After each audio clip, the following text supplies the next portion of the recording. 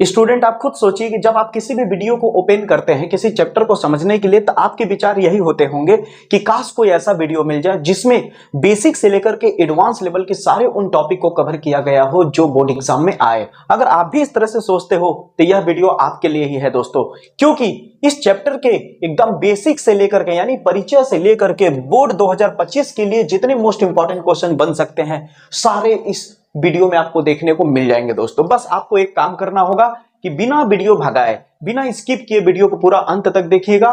मैं दावे के साथ कहता हूं कि हर एक टॉपिक मक्खन की तरह एकदम क्लियर होते चले जाएंगे। बिना देर के आइए स्टार्ट करते हैं। अब सबसे पहले हमारा काम है कि इस चैप्टर का जो नाम बहुपद है उसे समझ लेते कि बहुपद हम किसे कहेंगे।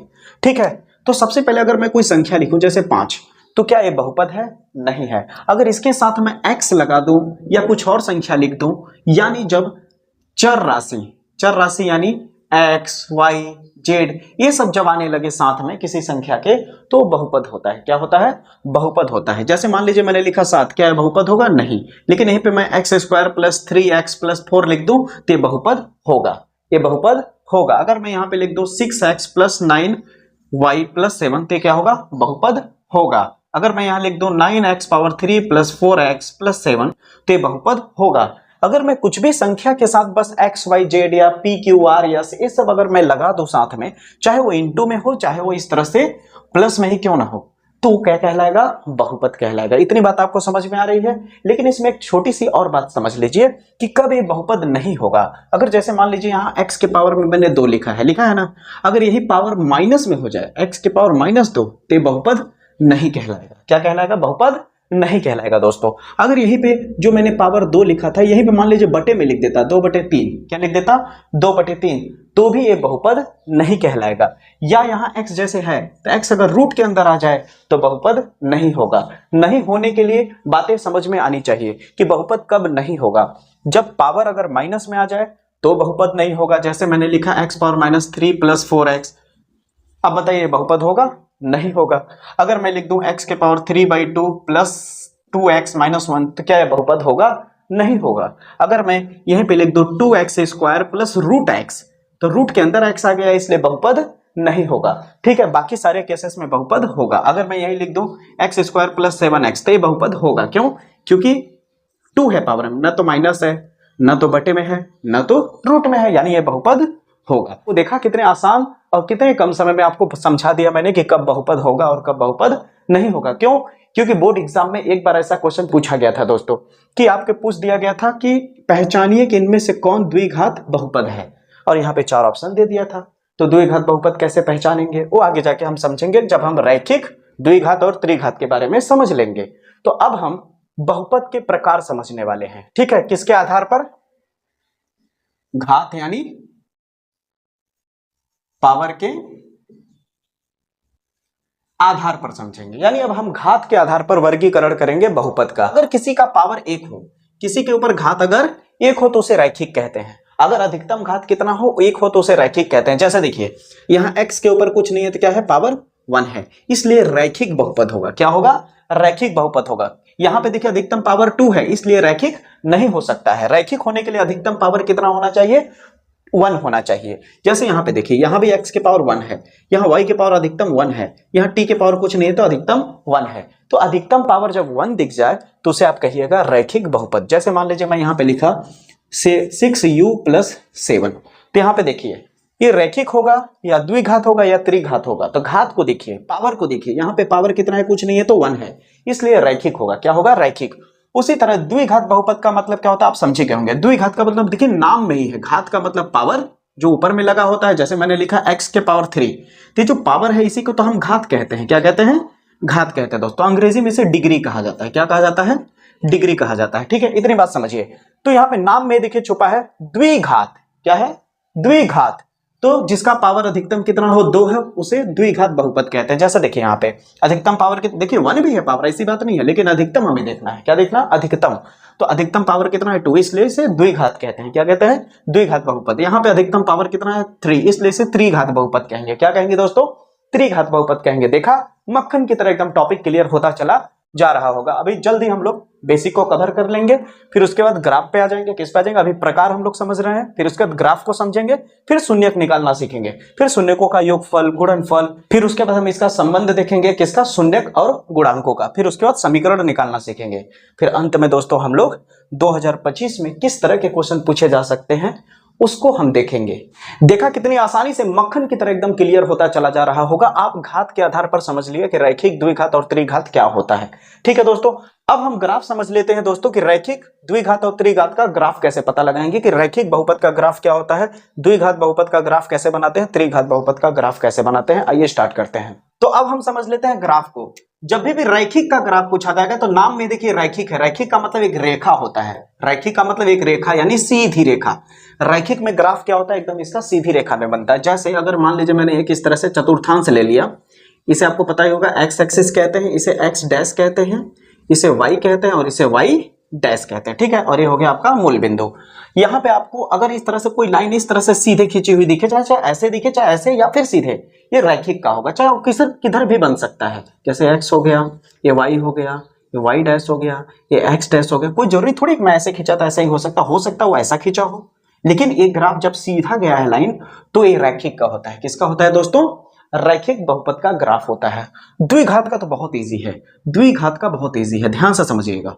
जब आप दो बनाते हो तो ऐसे करके फिर ऐसे बनाते हो नहीं, ऐसे आ रहा है कि नहीं, शुरुआत वाला देखो ऐसे आ रहा है ना, तो द्विघात का याद रखिएगा ग्राफ हमेशा यू की तरह होता है। द्विघात का मतलब क्या होता है दोस्तों? यू के शेप में होता है। इसका ग्राफ कैसा होता है? इस तरह से पैराबोलिक शेप में होता है, जिसे परवलय कहते हैं। ठीक है, तो इसको अगर आप इस तरह से ड्रॉ करेंगे तो आप किधर भी हो सकता है, ऐसे दिख जाए तो भी वो द्विघात है, ऐसे दिख जाए तो भी द्विघात है, ऐसे आपको दिख जाए तो भी द्विघात का है। समझ में आ रही है कि नहीं मेरी बातें? तो द्विघात का ग्राफ आपने समझ लिया। आपके 10th क्लास में त्रिघात पर सवाल नहीं पूछेगा ग्राफ का, फिर भी आप समझ लीजिए त्रिघात अगर पूछे तो कुछ इस तरह से ग्राफ दिखेगा। समझ में आ रही है मेरी बातें? आपको ना तो ऐसा दिखेगा ना तो ऐसा दिखेगा, कुछ इस तरह से देखने को मिलेगा। तो इसे त्रिघात का कहते हैं, जो कि भरोसा रखिए आपको त्रिघात पे सवाल बोर्ड एग्जाम में नहीं पूछा जाएगा, फिर भी समझ लीजिए। ठीक है, अब देखिए द्विघात और रैखिक पे सवाल कैसे पूछा जाता है, बोर्ड एग्जाम में कैसे पूछा गया था, आप प्रीवियस ईयर का पेपर उठा के आप देख सकते हैं। देखिए मैं समझाता हूं ग्राफ पे कैसे क्वेश्चन उठाया। कहता है कि इनमें से कौन सा द्विघात बहुपद का ग्राफ है। इनमें से कौन सा द्विघात बहुपद का ग्राफ है? 4 ऑप्शन दे दिया। पहला ऑप्शन में दे दिया ऐसे, दूसरा ऑप्शन में दे दिया कुछ इस तरह, तीसरा ऑप्शन में दे दिया कुछ इस तरह, चौथा ऑप्शन में दे दिया कुछ इस तरह। ठीक है, अब आप खुद सोचिए कि अभी इसने क्या पूछा कि इन चारों में से कौन सा द्विघात बहुपद का ग्राफ है, तो यू वाला शेप वाला होगा। कितना आसान है। आपको लग रहा है कि ऐसा ही मैं बता रहा हूं? नहीं, ये क्वेश्चन बोर्ड एग्जाम में आया है मेरे भाई। तो बिना देर किए चलिए आगे बढ़ते हैं। अब हम आ चुके हैं एक बेहतरीन टॉपिक की तरफ जो आपके चैप्टर में भर भर के दिया हुआ है, शून्यक निकालना। शून्यक का मतलब पहले समझेंगे। शून्यक निकालने से पहले हम शून्यक का मतलब समझते हैं, शून्यक है क्या। जैसे मान लीजिए मैंने लिखा 2x + 3, अगर जब इसका शून्यक निकाला जाए, मान लो यहाँ पे एक समीकरण दिया है, ठीक है, अगर हम इसका शून्यक निकालना चाहें, क्या करना चाहें, शून्यक निकालना चाहें, तो बराबर में हम 0 लिखेंगे। क्या लिखेंगे? 0 लिखेंगे। अब इसे हल करिए, x का वैल्यू बताइए क्या होगा, 2x, ये +3 है, उधर जाके क्या हो जाएगा, -3 हो जाएगा। 2 इंटू में है तो यहां से हटेगा तो कहां चला जाएगा, डिवाइड में चला जाएगा। तो x का आंसर आया कि नहीं? x का कोई तो आंसर आया। जब हमने 0 बराबर में रखा और इसे हल किया तो x का कोई वैल्यू आया। कितना आया? -3/2। जो x का वैल्यू आया है इसे ही हम कहते हैं शून्यक। इसे हम कहते हैं शून्यक या फिर मूल भी कहा जाता है। क्या कहा जाता है? मूल भी कहा जाता है। ठीक है, तो इसका शून्यक क्या हो गया, -3/2। ये तो था सिंपल क्वेश्चन। शून्यक का मतलब समझिए कि जो आप x का वैल्यू निकालते हो उसे ही हम शून्यकों की संख्या कहते हैं। क्या कहते हैं? शून्यकों की संख्या। ठीक है, यहाँ पे शून्यक कितने हैं? एक बार आया, यानी शून्यक की संख्या कितनी हो गई? 1 हो गई। ध्यान से समझिएगा, इतनी बात आपको समझ में आ रही है। अगर मान लीजिए यहाँ पे क्वेश्चन आपको ऐसा दे दे, x² + 5x + 6। अब यहां पे देख रहे होंगे कि सवाल आपका द्विघात बहुपद के रूप में है। अब इसको गुणनखंड करके x का वैल्यू निकालना पड़ेगा। तो गुणनखंड आपको आना चाहिए। अगर आपको गुणनखंड करने में थोड़ी बहुत दिक्कत आती है तो एक बेहतरीन, एक यूनिक ट्रिक से मैंने वीडियो बना रखा है गुणनखंड पे। यहां पर आप इसका थंबनेल देख सकते हैं, डिस्क्रिप्शन में भी इसका लिंक मिल जाएगा और वीडियो के अंत में भी एंड स्क्रीन में मैं लगा दूंगा। ठीक है, उसे आप जाकर के देख लीजिएगा, गुणनखंड आपको बेहतर समझ में आ जाएगा। ठीक है, मैं यहाँ पे समझा रहा हूँ कि करते कैसे हैं, देख लीजिए फिर भी एक बार। अब इसका शून्यक निकालना है तो सबसे पहले तो आप इसे 0 के बराबर रख लीजिए, हो गया। अब इसका गुणनखंड करने का तरीका क्या है, देखिए यहाँ पे लास्ट में कितना है, 6 है। तो 6 को इस तरह से तोड़िए, 6 को 2 हिस्सों में ऐसा तोड़िए कि गुणा करे तो 6 आ जाए और जोड़ दे या घटा दे तो 5 आ जाए। तो देखिए 2 और 3 लिख सकते हैं इसे, 2 और 3 का गुणा करेंगे तो 6 भी आ जाएगा और 2 और 3 को जोड़ेंगे तो 5 भी आ जाएगा। तो यहाँ पे क्या हो जाएगा, एक्स स्क्वायर प्लस 5 की जगह कितना हो जाएगा, 2 + 3, बाहर में x प्लस 6 बराबर का 0।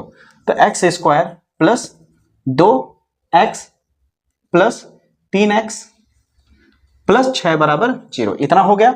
अब इसको 2 हिस्सों में तोड़ दीजिए। अब यहां से कॉमन ले लीजिए, कॉमन क्या होगा, x कॉमन हो जाएगा, ठीक है। तो यहां बचा क्या, x + 2, यहां पे क्या कॉमन हो जाएगा, 3, यहां बचा क्या, x + 3 दूनी 6 यानी 2 बचा, बराबर 0। अगर आपको गुणनखंड में कोई दिक्कत आता है तो ये सब मैं कैसे कर रहा हूं वहां वीडियो में आपको मिल जाएगा दोस्तों, ठीक है, ध्यान से समझिएगा। अब यहाँ पे देखिए, एक ब्रैकेट में जो 2 ठो सेम दिख रहा है उसे एक ब्रैकेट में लिख लीजिए और दूसरे बाहर वाले को दूसरे ब्रैकेट में, x + 3, ये हो गया यहाँ तक, बराबर में 0। अब ये जो बराबर में 0 आपको दिख रहा है, ये जो दोस्तों बराबर में आपको 0 दिख रहा है, यहाँ नीचे आपको शायद नहीं दिखेगा इसलिए मैं यहाँ पे कर दे रहा हूं। हमारा कितना वैल्यू आ चुका है, x + 2 x + 3 बराबर 0 है। अब इसको क्या करिए, ये जो बराबर में 0 है इसके लिए भी काम कर रहा है और ये बराबर में जो 0 है इसके लिए भी काम कर रहा है, यानी x + 2 बराबर जब आप 0 लोगे, यदि x + 2 बराबर 0 लोगे और एक बार यदि x + 3 बराबर 0 लोगे तो x का वैल्यू अब मिल जाएगा। कैसे, देखिए +2 है उधर जाके क्या हो जाएगा, -2, यहाँ पे क्या है +3 है उधर जाके क्या हो जाएगा, -3 हो जाएगा, यानी x का वैल्यू 2 ठो आ गया, एक ठो आया -3 और एक ठो आया -2 और एक ठो आया -3। यहां तक आपको समझ में आना चाहिए। तो x का वैल्यू कितना मिल गया, एक बार -2 और एक बार -3। तो ये जो आंसर आया है क्या है, एक तरह का शून्यक ही तो है, क्या है, शून्यक ही तो है, यहाँ पे शून्यक है। यहां तक क्लियर हो रही है ना मेरी बातें। तो उम्मीद करता हूं दोस्तों आपको शून्यक का मतलब क्या होता है वो समझ में आया और शून्यक निकाला कैसे जाता है वो भी आपने सीख लिया, चाहे वो रैखिक का हो चाहे वो द्विघात का हो। लेकिन आपके बुक में यहाँ पे ज्यादातर शून्यक निकालने के लिए कहां पे मिलेगा, द्विघात पे मिलेगा, द्विघात बहुपद दिया रहेगा उसका शून्यक निकालना पड़ेगा। तो द्विघात वाला भी मैंने समझा दिया, ठीक है। आगे बढ़ते हैं दोस्तों। तो अब हम समझ लेते हैं कि शून्यकों का योगफल और गुणनफल कैसे निकालते हैं, ठीक है। तो ध्यान से समझिए, शून्यकों का योगफल और गुणनफल का फार्मूला होता है, शून्यकों का योगफल बराबर होता है -x का गुणांक बटे x² का गुणांक और शून्यकों का गुणनफल का मतलब होता है अचर पद बटे x² का गुणांक, ठीक है। ये सब क्या है, कैसे अप्लाई करना है सवालों पे सब कुछ बता दूंगा, बस आप सब्र कीजिए दोस्तों। आइए स्टार्ट करते हैं। सबसे पहले ये जो फार्मूला अप्लाई होगा किस पे हम लोग अप्लाई करेंगे, इसको द्विघात समीकरण पे, किस पे, द्विघात बहुपद पे, ठीक है। किस पे अप्लाई करने वाले हम लोग, द्विघात बहुपद पे। तो द्विघात बहुपद का मैंने फार्मूला क्या लिखा, ax² + bx + c बराबर 0। आप कंफ्यूज मत हो यार, नॉर्मल ही है यार, जैसे 2x² + 7x + 6 बराबर 0 ऐसे लिखते हैं द्विघात बहुपद। तो यहाँ पे बताने की कोशिश कर रहा है, ये जो आपको c है, c का मतलब है ये जो 6 है ना, ये अचर राशि है, क्या है, अचर राशि है। क्या बच्चा, क्या है, अचर राशि। अचर राशि का मतलब होता है कि जिस नंबर के बगल में चर ना हो, चर का मतलब होता है x y z इसके साथ मल्टीपल में ना हो, नॉर्मल संख्या अकेला हो तो उसे अचर कहते हैं। इतनी बात समझ में आ रही है। और x के बगल में जो है वो क्या है आपका b है, x² के बगल में जो है आपका a है। ये जो x² के बगल में है ना, ये इसे गुणांक ही कहते हैं। क्या कहते हैं, गुणांक। देखिए यहाँ फार्मूला में लिखा गया है गुणांक, जैसे मैंने लिखा ना x² का गुणांक। तो अगर यहाँ पे देखा जाता है x² के बगल में कौन है, 2 है, x² के बगल में क्या है, 2 है। पहले बेसिक समझ लीजिए, जैसे मान लीजिए यहाँ पे लिखा हुआ है x का गुणांक, तो x का गुणांक यानी x के बगल में जो है वो x का गुणांक हो गया। जैसे यहाँ लिखा मैंने अचर पद, अचर पद का मतलब हो गया 6। इतनी बात समझ में आ रही कि नहीं। अब समझते हैं हम लोग शून्यकों का योगफल कैसे निकाला जाएगा और गुणनफल कैसे निकाला जाएगा। जैसे हमने यहाँ फार्मूला लिखा है, तो फार्मूला लिखा है तो इस फार्मूले का भी तो आंसर कुछ ना कुछ आएगा।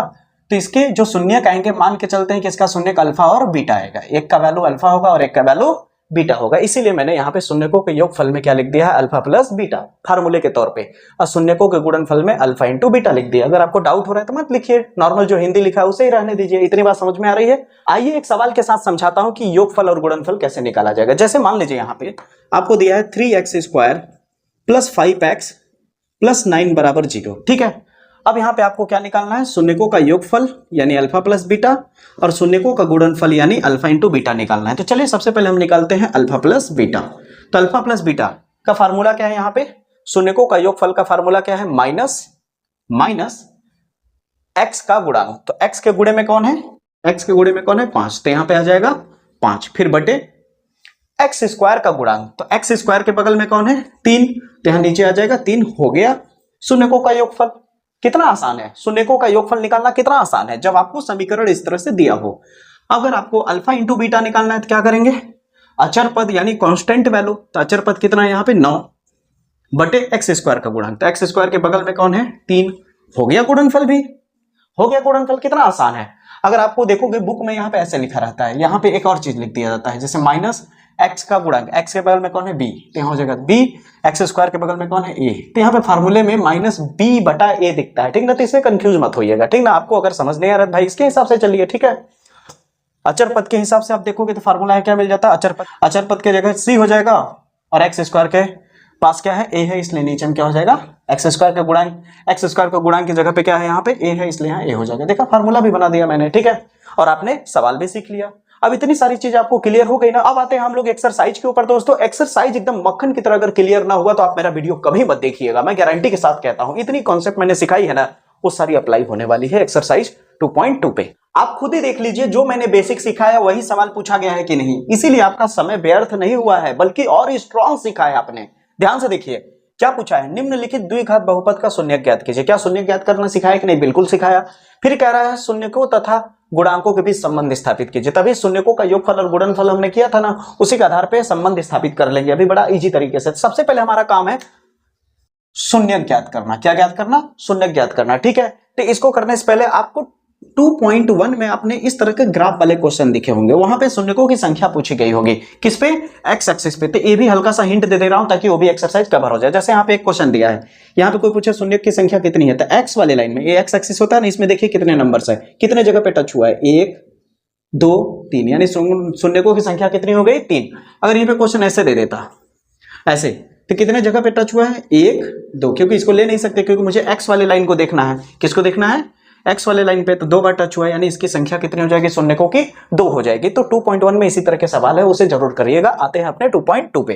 अब आ जाते हैं एक्सरसाइज 2.2 का पहला सवाल। यहाँ पे क्या कह रहा है कि x square minus 2x minus 8 है, इसका शून्य ज्ञात कीजिए, ठीक है। और शून्य निकालने के बाद इसका संबंध भी स्थापित कर दीजिए, कितना, शून्यकों और गुणांकों के बीच में। तो सबसे पहले हम शून्य निकाल लेते हैं। तो x square minus 2x minus 8 बराबर 0। क्यों 0 लिया, क्यों शून्य निकाल रहे हैं, इसलिए बराबर में क्या लेंगे, 0 लेंगे, ठीक है। अब गुणनखंड करना सिखाई दिया मैंने कि लास्ट का जो नंबर है उसको इस तरह से तोड़िए कि इसके बराबर बीच वाले के आ जाए, ठीक है, चाहे आप जोड़ो या घटाओ। तो 8 को मैं 4 दूनी 8 कर सकता हूं कि नहीं, 4 दूनी 8, और 4 में से 2 घटा दूंगा तो बीच वाले के बराबर भी आ जाएगा। तो यहाँ पे क्या लिख सकता हूं, एक्स स्क्वायर माइनस, इस 2 की जगह पे हम कर सकते हैं 4 माइनस का 2 ब्रैकेट, फिर इंटू में x, फिर माइनस 8 बराबर का 0। यहां तक समझ में आ गया होगा। अब इसके बाद हम क्या करेंगे, एक्स स्क्वायर लिखेंगे, ये माइनस देखिए, ये माइनस अंदर जाके चिन्ह बदल देगा, तो माइनस 4 साथ में x लग जाएगा, माइनस माइनस प्लस 2 साथ में आ जाएगा x, माइनस का 8 बराबर 0। अब इसे 2 हिस्सों में बांट लीजिए। यहां से आप क्या कॉमन लेंगे दोस्तों, x, जैसे यहां से x कॉमन लेंगे तो यहाँ 2 बार x है, कितने बार बचा, 1 बार, माइनस उतरा, 1 बार x कॉमन ले चुके, इसलिए यहां का भी हट जाएगा, बचा क्या 4।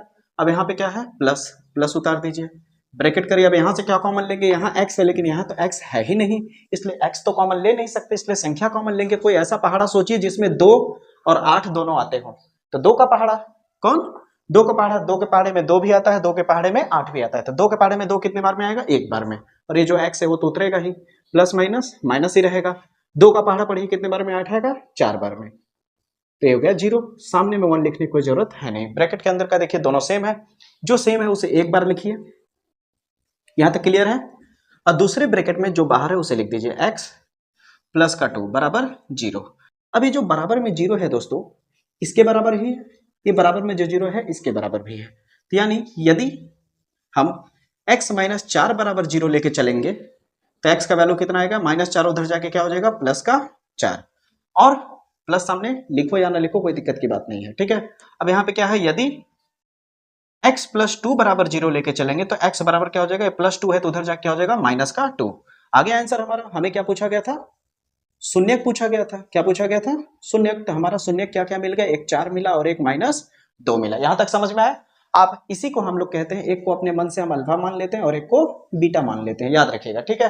तो हमने शून्यक निकाल लिया। अगर आपका 4 नंबर का क्वेश्चन है तो 2 नंबर का काम आपने कर लिया, क्यों, क्योंकि आपने शून्यक निकाल लिया। शून्यक पूछा था, फिर उसके बाद क्या कह रहा है, शून्यकों तथा गुणांकों के बीच संबंध की सत्यता की जांच कीजिए। ठीक है, तो पहले शून्यकों और गुणांकों के बीच में संबंध का जो सूत्र है उसे मैं साइड में लिख देता हूं, फिर देखना मक्खन की तरह एकदम हो जाएगा।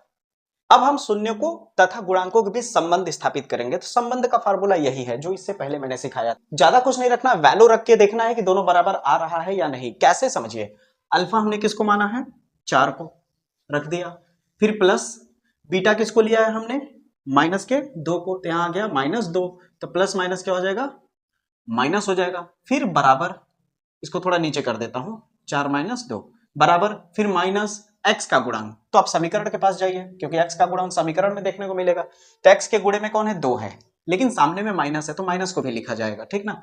तो माइनस का 2 यहां तक क्लियर है, बटे एक्स स्क्वायर का गुणांक। अगर एक्स स्क्वायर के बगल में कुछ नहीं तो क्या छुपा है, 1 छुपा है। क्या छुपा है, 1 छुपा है। तो यहाँ पे नीचे हम लिख देंगे 1। अब इसे हल करिए, 4 में से 2 घटाएंगे 2 बचेगा, बराबर माइनस माइनस क्या हो चुका है, प्लस हो चुका है 2। अब बटे के नीचे 1, तो बटे के नीचे 1 लिखने की जरूरत नहीं है और सामने में प्लस लिखने की जरूरत नहीं। बताइए क्या सत्यता की जांच हुई कि नहीं, दोनों आपस में बराबर आ गए, यानी ये जो हमने संबंध का फार्मूला लिखा है वो सत्य है। वो क्या है, एक तरह का सत्य है, ये संबंध क्या है, सत्य है।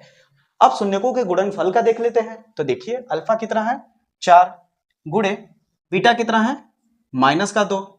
अचर पद, अचर पद कितना है यहाँ पे, ये देखिए 8 है, लेकिन सामने में चिन्ह माइनस है तो इसलिए मजबूरी में मुझे माइनस लिखना पड़ेगा। एक्स स्क्वायर का गुणांक, बगल में कुछ नहीं तो 1।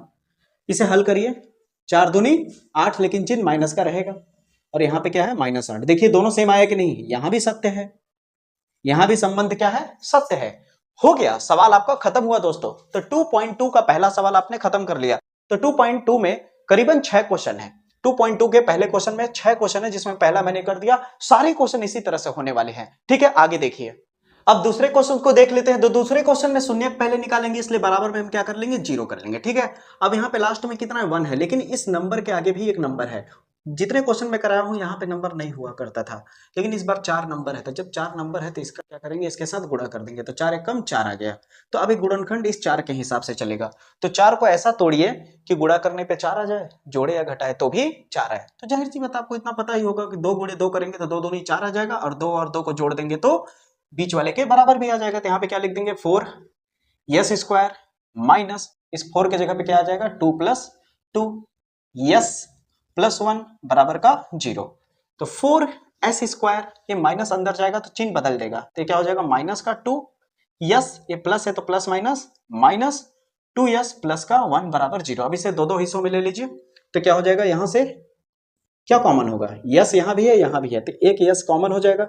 यहाँ 4 है यहाँ 2 है। कोई ऐसा पहाड़ा याद आ रहा है जिसमें 4 और 2 दोनों आते हो, तो जाहिर सी बात आपको 2 के पहाड़े में 2 भी आएगा, 2 के पहाड़े में 4 भी आएगा। तो 2 कॉमन ले लेंगे तो कितने बार में आएगा, 2 दूनी 4। 2 के पहाड़े में कितने बार में 4 आएगा, 2 दूनी 4, 2 लिख दिया।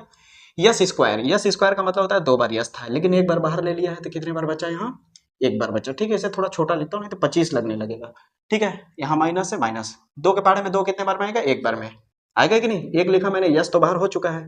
फिर यहाँ क्या है, माइनस। अब इन दोनों में से कॉमन लीजिए, क्या होगा, यस तो कॉमन ले नहीं सकते क्योंकि दोनों तरफ यस होना चाहिए कॉमन लेने के लिए। अब यहाँ 2 है यहाँ 1 है। कोई ऐसा पहाड़ा याद करिए जिसमें 2 और 1 आते हो, 2 भी आता हो और 1 भी आता हो। तो 1 का पहाड़ा, 1 के पहाड़े में 2 भी आता है, कितने बार में, 2 बार में। यस तो रहेगा ही बिल्कुल। अब 1 के पहाड़े में 1 कितने बार में आता है, 1 ही बार में। अब बीच में कौन सा चिन्ह लगेगा समझिए, यहाँ क्या है, प्लस है, तो प्लस डायरेक्ट मत उतारिएगा, ठीक ना, क्योंकि यहाँ सामने देखिए माइनस है, तो माइनस और प्लस मिलकर क्या बना देगा, माइनस बना देगा। इतनी बात आप समझिएगा। अरे फैक्टर मैंने बड़ा दहाड़ के एकदम बेहतर तरीके से मैंने कराया है। जो वीडियो के अंत में मैंने एंड स्क्रीन लगाया है उसे जाके जरूर देखिएगा, आपको बहुत ही मजा आएगा, बेहतर तरीके से समझ में आएगा गुणनखंड। अब देखिए 2s - 1 एक ब्रैकेट में, 2s - 1 एक ब्रैकेट में बराबर 0, ठीक है, यही आएगा, आप देख सकते हैं। अब यहाँ पे हम क्या करेंगे, यदि 2s - 1 बराबर 0 लेंगे, क्या लेंगे 0, तो हमारा आंसर कितना आएगा, यस का 2s बराबर -1 उधर जाएगा तो प्लस का 1 हो जाएगा। अब यस को अकेला कर लीजिए, यस इक्वल टू कितना हो जाएगा, 1/2 आ जाएगा। यस का वैल्यू मिल गया। उसी तरह यहाँ करिए, यदि 2s - 1 बराबर 0 लेंगे तो 2s बराबर क्या हो जाएगा, -1 उधर जाके +1 हो जाएगा। प्लस लिखने की जरूरत नहीं होती है, तो यस इक्वल टू कितना हो जाएगा, 1/2 हो जाएगा। यस का वैल्यू आ गया, यानी हमारे पास शून्य क्या मिल गया, शून्य की यस बराबर एक आ गया 1/2 कॉमा एक और आ गया 1/2। जैसे हम एक को अल्फा मानेंगे और एक को बीटा मान लेंगे। चलिए अब यहाँ पुट अप कर लेते हैं, संबंध देख लेते हैं सही है या गलत। तो अल्फा की जगह 1/2 प्लस बीटा की जगह भी 1/2 हो गया। यहाँ पे माइनस एक्स का गुणांक, पहले तो s के हिसाब से चल रहा है, तो यहाँ पे x की जगह यस कह लीजिए और एक्स स्क्वायर की जगह यस स्क्वायर कह लीजिए, यहाँ पे भी यस स्क्वायर कह लीजिए। समझ में आ रहा होगा आपको कि मैं क्या कहना चाह रहा हूँ यहाँ तक, ठीक है। अब देखिए यस का गुणांक क्या है, यहाँ पे यस के बगल में क्या है 4, लेकिन सामने माइनस है इसलिए माइनस को भी लेना पड़ेगा, ठीक है दोस्तों।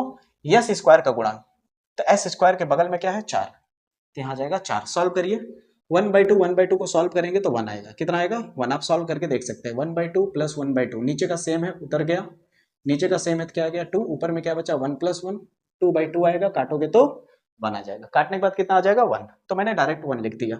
माइनस माइनस प्लस हो गया, 4 एकम 4 आ जाएगा, यानी ये संबंध क्या है सत्य है। इस वाले पे भी संबंध सत्य है। अब हम लोग शून्यकों का गुणनफल पे देख लेते हैं। तो शून्यकों का गुणनफल का अल्फा कितना है 1/2 इंटू बीटा कितना है आपके पास 1/2 बराबर अचर पद। अचर पद यहाँ पे क्या है 1, देख लीजिए यहाँ पे अचर पद क्या है 1। यस स्क्वायर का गुणांक कितना है 4, हल करिए 1 एकम 1, 2 दूनी 4 और उधर कितना है 1/4। देखा यहां भी सेम आ रहा है आंसर। तो उम्मीद करता हूं आपको अब बेहतरीन ढंग से समझ में आ गया होगा कि कैसे मैं कर रहा हूं, किस तरह से शून्यक निकाल रहा हूं और किस तरह से संबंध स्थापित कर रहा हूं। आगे क्वेश्चन की ओर बढ़ते हैं। अब आइए फटाफट इन दोनों को भी कर लेते हैं। यहां पे क्या दिया है 6x² - 3 - 7x, तो शून्यक निकालने के लिए पहले हम 0 लेंगे। क्या लेंगे 0। अब यहाँ पे देखिए ये 7x थोड़ा पीछे कर दिया और अचर पद को बीच में कर दिया, तो इसे सिंपल कर लीजिए, इसको आगे कर लीजिए -7x और -3 को पीछे कर लीजिए, ठीक है। अब देखिए पुराने जैसा क्वेश्चन देखने लगा, जैसा भी मैंने दूसरा क्वेश्चन किया। तो यहाँ पे क्या है 6 का पहले 3 से गुणा करेंगे तो 6 3 18 आ जाएगा। तो गुणा करने पे कितना आना चाहिए 18, और जोड़े या घटाए तो 7 आ जाना चाहिए। यहाँ तक क्लियर है। तो आपको याद होगा 9 दूनी 18 हो जाएगा, 9 में से 2 घटा देंगे, 9 में से 2 घटा देंगे तो कितना आ जाएगा बीच वाले के बराबर आ जाएगा। तो इसे आप खुद से करेंगे दोस्तों, आप इसे खुद से करिएगा, ट्राई करिएगा, देखिएगा कि आप कर पा रहे हैं या नहीं, क्योंकि सेम क्वेश्चन है दोस्तों। आइए आप चौथे पे आते हैं। चौथा में क्या है, इसका शून्यक निकालने के लिए सबसे पहले हम 0 लेंगे बराबर में, ठीक है। क्या लेंगे 0। अब यहाँ पे देखिए 3 ठो तो है नहीं कि इसे हल करेंगे, नॉर्मल 2 ठो है, इसलिए जितना कॉमन लेते बन रहा है कॉमन ले लीजिए, ठीक है। ऐसा क्वेश्चन 2 ठो वाला दिखे, एक पद और 2 पद दिखे तो आपको इस तरह से गुणनखंड करने की जरूरत नहीं पड़ेगी, इस तरह से प्रोसेस को अपनाने की जरूरत नहीं पड़ेगी। डायरेक्ट आप यहाँ से कॉमन ले लीजिए। यहाँ 2 बार u है, यहाँ 1 बार u है, तो u कॉमन हो जाएगा एक बार। यहाँ 4 है, यहाँ 8 है, तो 4 के पहाड़े में 4 भी आता है, 4 के पहाड़े में 8 भी आता है, तो 4 कॉमन हो जाएगा। 4 के पहाड़े में कितने बार में 4 आएगा, एक बार में। u 2 बार है, एक बार ले लिया तो बच्चा एक बार, माइनस उतरा, 4 दूनी 8, u एक बार है, एक बार कॉमन तो ले चुका हूं, बराबर का 0। यानी आपके पास बचा क्या 4u, 1 आगे लिखने की जरूरत नहीं है। तो आपके पास बचा क्या 4u, फिर दूसरे ब्रैकेट में u - 2, यानी एक बार आप 4u लोगे किसके साथ 0 के साथ, तो 4 इंटू में है तो उधर जाएगा तो 0 के डिवाइड में आ जाएगा, यानी u का वैल्यू क्या आ जाएगा 0 आ जाएगा। उसी तरह जब आप यदि u - 2 लोगे बराबर में 0 तो u बराबर 2 आ जाएगा। यानी जो आपका शून्यक मिला u वो क्या मिला, एक बार 0 और एक बार 2, जिसको एक बार हम अल्फा समझेंगे और एक बार इसे बीटा समझेंगे। आइए इसे वेरीफाई करते हैं इस फार्मूले पे। तो अल्फा कितना आपके पास 0 प्लस बीटा कितना आपके पास 2 बराबर का माइनस। अब यहाँ पे देखिए ध्यान से समझिए मेरी बात को तो समझ में आ जाएगा। यहाँ u के फॉर्म में दिया है तो u लिख देते हैं, यहाँ पे यहाँ भी u लिख देते हैं, तो फार्मूला u के हिसाब से चलेगा, ठीक है। चलिए स्टार्ट करते हैं। तो यहाँ पे क्या दिया है माइनस u का गुणांक, तो u का गुणांक कितना है यहाँ 8, लेकिन सामने माइनस है इसलिए माइनस भी लिखना पड़ेगा, माइनस का 8। यहाँ तक समझ में आ रहा है या नहीं।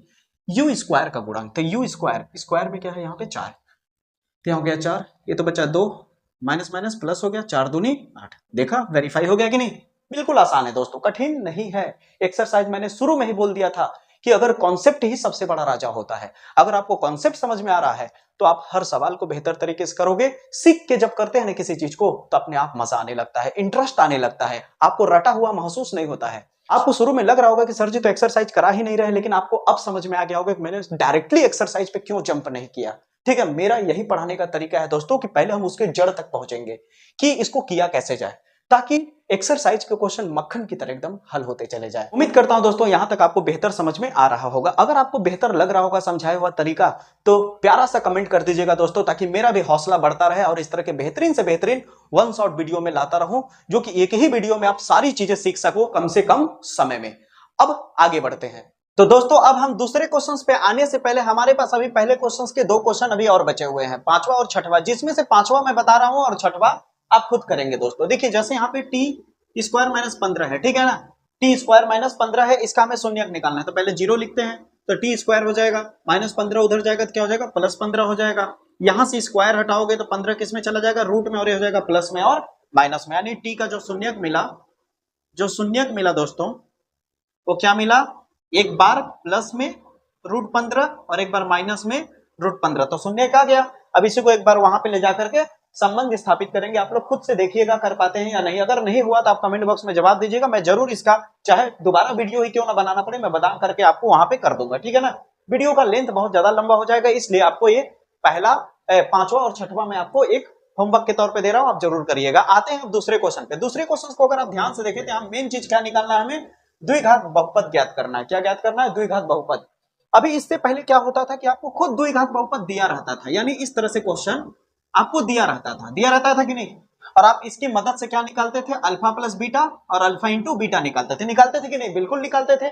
इस बार जस्ट उल्टा कर दिया, इस बार क्या कर दिया, उल्टा कर दिया। इस बार कह रहा कि योगफल और गुणनफल दिया हुआ है। क्या दिया हुआ है, जिसके शून्यकों के योगफल और गुणनफल दिए गए हैं, तो द्विघात बहुपद ज्ञात कीजिए। यानी इस बार ये दिया है दोनों, इस बार इसको निकालना है।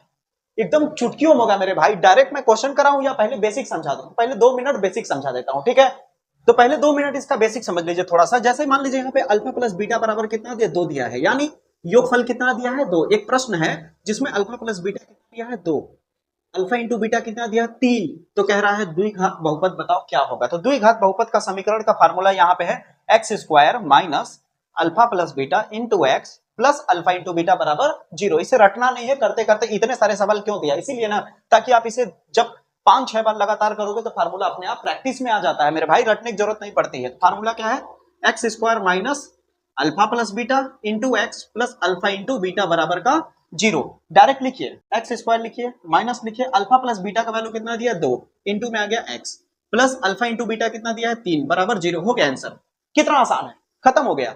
यहां भी ए सवाल हो गया, ए सवाल हो गया और एक सवाल हो गया। ये बड़ा सिंपल हो जाएगा, बहुत इजी हो जाएगा। क्यों, क्योंकि नॉर्मली जैसे मैंने दिया है उसी तरह ये भी दिया है। हाँ, इसके बाद पांचवा और दूसरा और पहला जो क्वेश्चन है वो आपका बटे में है, यानी फ्रैक्शनल है। तो इसको कैसे करेंगे आइए दिखाता हूं मैं। तो बात करते हैं पहले क्वेश्चन की। पहला क्वेश्चन में क्या है कि 1/4, 1 दिया है। तो इधर वाला क्या है, पहले में क्या है, योग है, इसलिए इधर वाला क्या हो जाएगा, योगफल। यानी अल्फा प्लस बीटा कितना दिया है, 1/4 दिया है, और अल्फा इंटू बीटा जो दिया है यानी गुणनफल जो दिया है, देखिए तथा के उधर है ना, इसलिए इधर वाला क्या होगा, गुणनफल होगा। तो 1 हो गया। अब इसका द्विघात समीकरण निकालना है। क्या निकालना है, द्विघात समीकरण या द्विघात बहुपद कह लीजिए।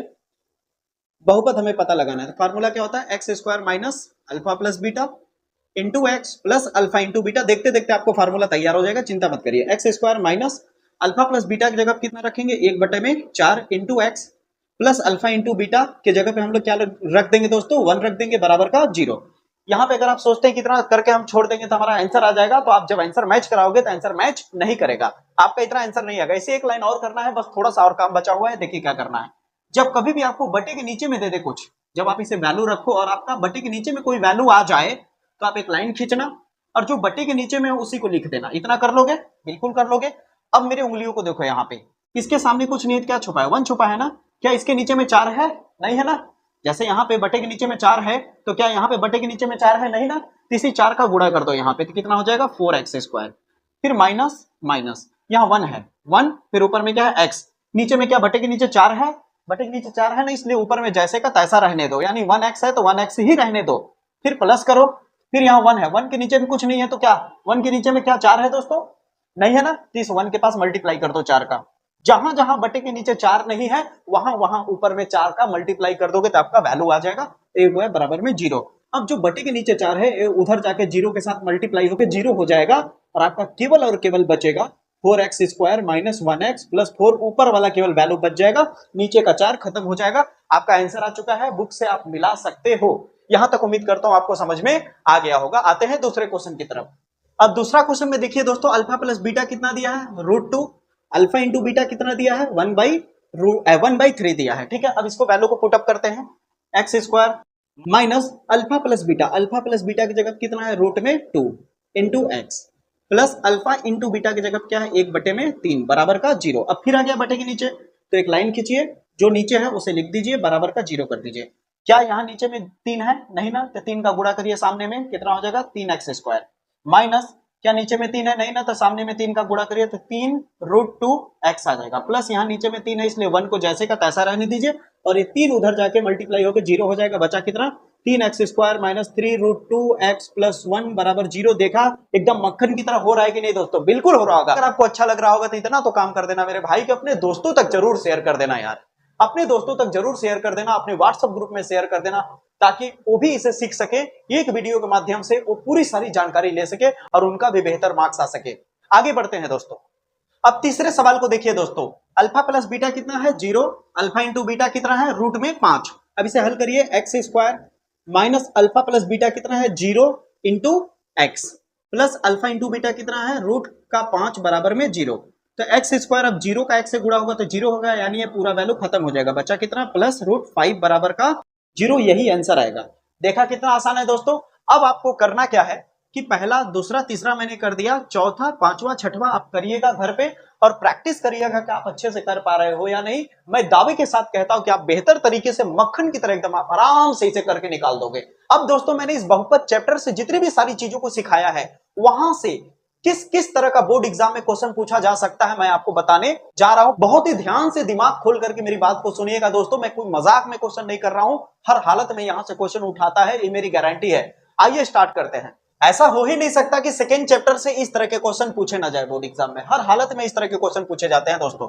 बहुत ही कीमती, बहुत ही पॉपुलर क्वेश्चन है। क्या है? कह रहा है शून्यक -3 और 4 है, तो इसका द्विघात बहुपद क्या होगा? तो पहले देखिए, शून्यकों का योगफल और गुणनफल नहीं बोला, याद रखिएगा, भूलिएगा मत। हमें शून्यक दिया है, यानी अल्फा है -3 और बीटा है 4। तो बताओ इसका द्विघात बहुपद क्या होगा? तो द्विघात बहुपद पता लगाने के लिए सबसे पहले हमें इसका योगफल पता होना चाहिए। तो अल्फा प्लस बीटा कितना हो जाएगा? -3 प्लस 4 बराबर क्या आएगा? 1 आ जाएगा। और अल्फा इंटू बीटा निकालोगे तो कितना हो जाएगा? -3 गुणे 4 बराबर हो जाएगा -12 हो जाएगा। अब द्विघात बहुपद का समीकरण क्या लिखवाया था मैंने? x minus alpha plus beta into x plus alpha into beta बराबर का 0। x² minus alpha plus beta कितना है? 1x, ठीक है, प्लस अल्फा इंटू बीटा कितना? -12 बराबर 0। अब ध्यान में रखिए, सामने का 1 लिखने की जरूरत नहीं है, प्लस माइनस क्या हो जाएगा? माइनस हो जाएगा, यानी x² माइनस x माइनस 12 कौन सा होगा? ऑप्शन नंबर इसका डी सही होगा। देखा कितना आसान है दोस्तों। कॉन्सेप्ट अगर आपको क्लियर हो तो मक्खन की तरह ऐसे सवाल होते चले जाते हैं। अगले क्वेश्चन पे आते हैं। बहुत ही इजी क्वेश्चन है, लेकिन फिर भी बहुत लोग इसे गलत कर देते हैं दोस्तों। ध्यान से देखिएगा, कह रहा है कि कौन द्विघात बहुपद का ग्राफ नहीं है। तो मैंने बताया था ना कि पहले ये समझिए कि द्विघात का ग्राफ होता क्या है। द्विघात बहुपद का ग्राफ हमेशा यू शेप में होता है। क्या होता है? यू शेप में। तो क्या यू शेप में है? हाँ, यानी द्विघात बहुपद का ग्राफ है। यू शेप में है? हाँ, द्विघात बहुपद का ग्राफ है। ये यू शेप में है? हाँ, द्विघात बहुपद का ग्राफ है। क्या ये यू शेप में है? नहीं, इसका मतलब द्विघात बहुपद का ग्राफ नहीं है, यानी ऑप्शन नंबर बी सही होगा। क्योंकि हमें नहीं पूछा है कि कौन द्विघात बहुपद का ग्राफ नहीं है, तो ऑप्शन नंबर बी सही होगा। ये तीनों द्विघात बहुपद के ग्राफ हैं, ये तीनों द्विघात बहुपद के ग्राफ हैं, बस बी को छोड़ करके। ऑप्शन नंबर इसका बी सही होगा। इस तरह से भी बोर्ड एग्जाम में क्वेश्चन पूछा जाता है। दोस्तों वीडियो का लेंथ बहुत ज्यादा लंबा हो जाएगा, इसलिए मैंने पहले से ही इस चैप्टर का most important question board exam में आने वाले पहले से ही बना रखा है, जो कि यहाँ पे आपको थंबनेल दिख रहा होगा दोस्तों। इसका भी डिस्क्रिप्शन में लिंक मिल जाएगा या फिर आपको एंड स्क्रीन में दिख जाएगा। इसे भी अगर आप जाके देखते हैं तो समझ लीजिए कि इस चैप्टर में तो आपको कोई नहीं हरा सकता। कैसा भी बोर्ड एग्जाम में क्वेश्चन पूछा जाए आप गारंटी कर पाओगे। अगर दोस्तों आप हर एक चैप्टर को इसी बेहतरीन तरीके से सीखना चाहते हो तो मेरे से जुड़े रहने के लिए चैनल को सब्सक्राइब कर लीजिएगा और बेल आइकन को प्रेस कर लीजिएगा, ताकि मेरी वीडियो आप तक सबसे पहले पहुंचे। और हाँ, अपने दोस्तों तक शेयर करना मत भूलिएगा और वीडियो को लाइक कर दीजिएगा दोस्तों। मुलाकात होगी अगले वीडियो में, तब तक के लिए जय हिंद।